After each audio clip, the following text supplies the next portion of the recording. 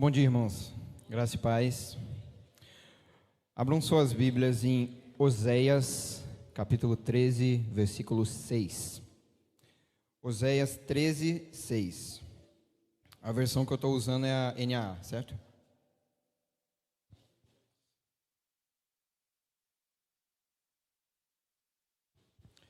Oséias 13, 6. Quando tinham comida, eles se fartaram, e uma vez fartos, seu coração se encheu de orgulho, por isso se esqueceram de mim. Amém. Oremos. Senhor, muito obrigado por esse dia que o Senhor fez, Pai. Obrigado pelas nossas vidas, obrigado pela nossa saúde, por o Senhor ter nos trazido em segurança até a Tua casa. Obrigado pela Sua misericórdia, que é a única razão de nós não termos sido consumidos, Pai. Peço que o Senhor abençoe essa palavra que será ministrada, que seja feita para a Tua glória. Em nome de Jesus, amém. Irmãos, hoje eu venho falar sobre um tema que faz parte das nossas vidas diariamente. E muitas vezes ele passa despercebido pela gente. Muitas vezes ele passa despercebido ou por a gente não enxergar com a gravidade que tem, ou por a gente já estar calejado de tanto fazer. Para começar, os irmãos sabem que a Bíblia não é um livro de histórias, mas sim um livro que conta uma história, que passa uma mensagem, que tem um significado. É um livro que se trata de criação, de queda e de redenção. Qualquer livro da Bíblia que vocês lerem vai tratar sobre essa grande história. No caso do livro de Oséias, a história trata de um Deus que ama o seu povo, apesar da sua infidelidade.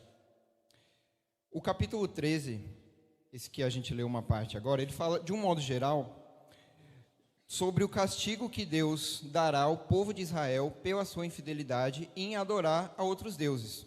Deus se coloca nesse capítulo como o leão, como o urso que rasga os corações e que os devora. Porém, ele deixa claro que a ruína de Israel vem do próprio Israel. Porém, o socorro vem apenas de Deus. E um pouco mais à frente nesse capítulo, Deus promete os resgatar da morte se eles se arrependerem dos seus pecados.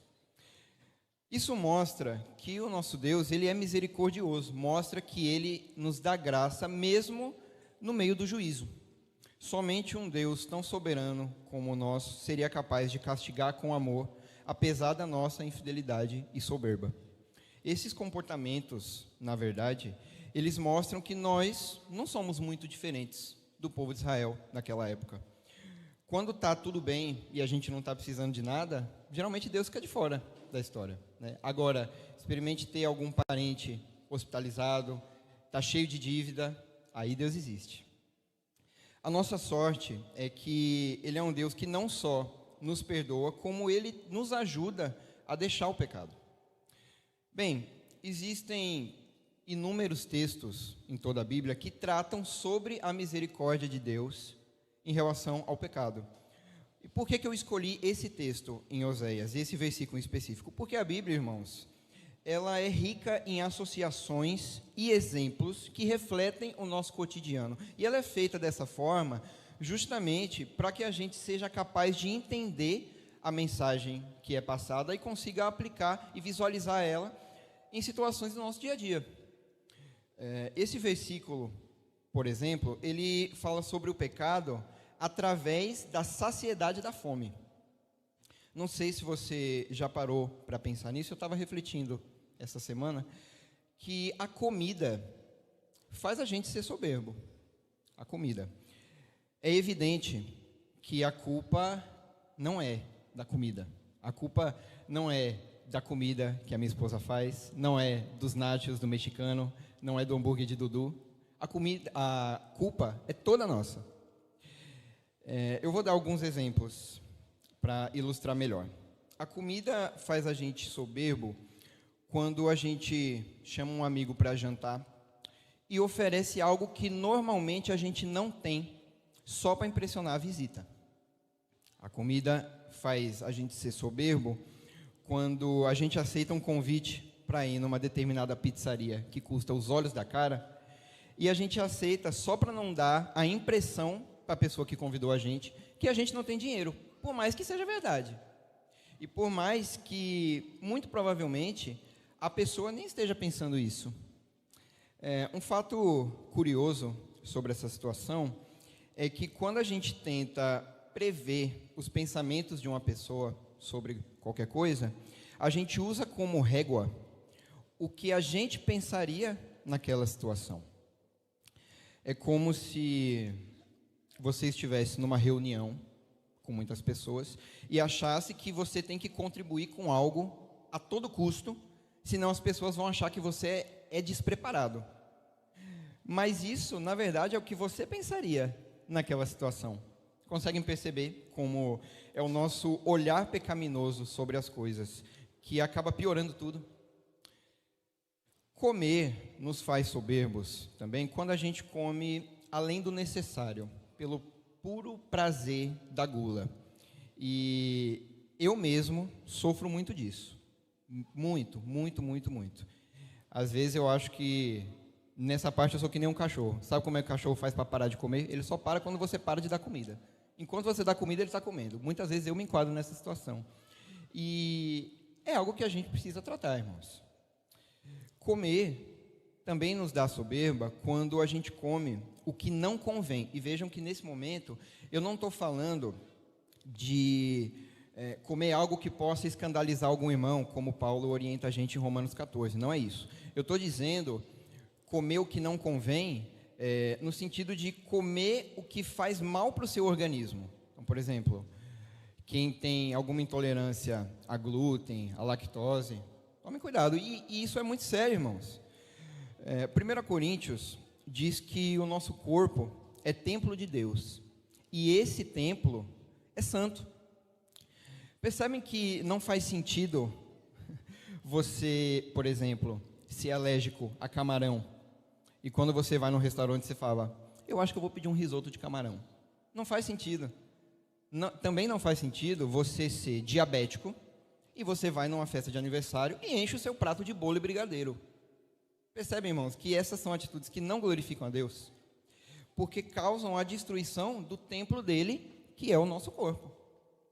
Além disso, quando você faz esse tipo de coisa, você também, de tabela, está fazendo o seu irmão pecar. Porque muito provavelmente ele vai ficar incomodado por você estar colocando nele a responsabilidade de te repreender de algo que você já sabe que não devia estar fazendo. Entendem? O ato de comer nos traz satisfação e prazer, muito provavelmente por causa dos hormônios que são liberados quando a gente sente o cheiro de alguma comida, quando a gente prova, né, o próprio ato de digerir libera esses hormônios. E essa mesma sensação de prazer, ela também pode ser sentida no ato conjugal, em uma atividade física, em conversar com alguém, em ter uma boa noite de sono. E está tudo certo. Essa sensação de prazer é algo concedido pelo próprio Deus para que a gente possa gozar das coisas que Ele proporciona para a gente. Está tudo bem. Mas da mesma forma, existem muitas e muitas coisas que também dão prazer, mas não vêm do alto. E uma das milhares que eu queria falar agora é sobre ter razão. Ter razão dá prazer porque massageia a vaidade, que é frágil, é exigente, é ciumenta.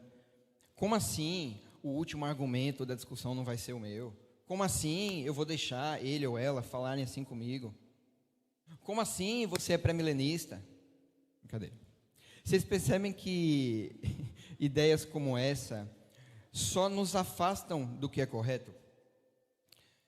O pior é quando a gente pratica uma espécie de vaidade gospel. Quando a gente pratica a vaidade em nome de Deus. Vou dar alguns exemplos.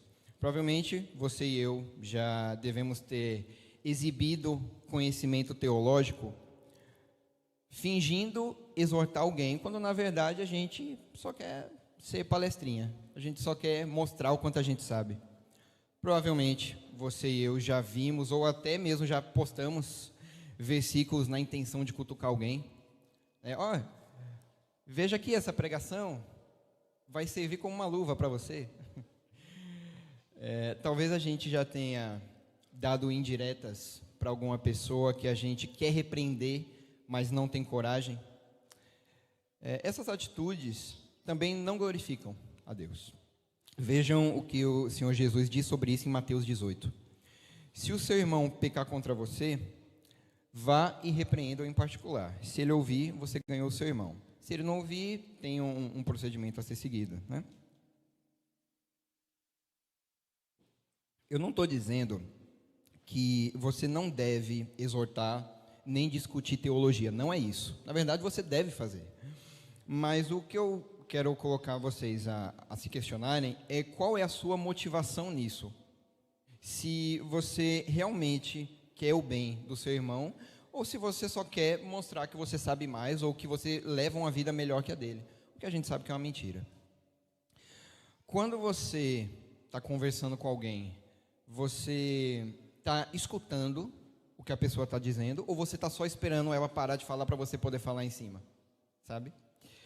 Uma outra coisa que a gente vê muito por aí é aquela frase clássica assim: eu prefiro ter paz do que ter razão. Você já deve ter escutado isso alguma vez, né? E deixa eu te contar um segredo. Em talvez 99% dos casos onde essa frase é dita, quem disse não está em paz e prefere ter razão. Sabe por quê? Eu vou dizer. Porque quem realmente quer paz não precisa dizer que quer. Quem realmente quer paz não tenta sair de uma conversa como o ser supremo da sabedoria, detentor da sabedoria. Está entendendo? Um exemplo, eu sou tão superior que eu vou deixar você falando só para ter paz. Mas eu só acho engraçado e volta e a discussão nunca tem fim. Com isso eu só lembro de uma música de Baden-Powell e Vinícius de Moraes que diz: o homem que diz dou, não dá, porque quem dá mesmo não diz. É muito essa situação. Se você quer ter paz, você não precisa deixar as pessoas saberem. Novamente, isso é uma luta contra a vaidade, algo que a gente, como eu disse lá no início, enfrenta todos os dias. A gente precisa deixar de ser assim, irmãos. Sério mesmo que a gente só vai deixar de ser desse jeito quando Jesus voltar. A gente não vai nem tentar, sabe? Vejam, eu estou trazendo essa reflexão a público, mas vale ressaltar que antes dela se tornar pública, ela foi uma reflexão para mim. Então, o que eu quero dizer é, ninguém está fora disso. Se você está pensando, nesse momento, que essa reflexão pode não servir para você, você provavelmente está muito longe de estar certo. Claro que é impossível conter os pensamentos. É impossível. Mas é possível conter as atitudes. Dificilmente você não vai ter tempo para pensar numa resposta. É porque o pecado está tão enraizado dentro da gente que a gente já tem a resposta na ponta da língua antes mesmo de vir a pergunta. A gente já meio que se prepara para o pior, quando o pior nem veio. Sempre é possível, irmãos, parar alguns momentos antes de tomar uma decisão e realmente decidir qual é o caminho certo para poder seguir nele. Então, irmãos, que Deus nos dê graça e que Ele continue sendo misericordioso para lidar com a dificuldade que nós somos. Amém?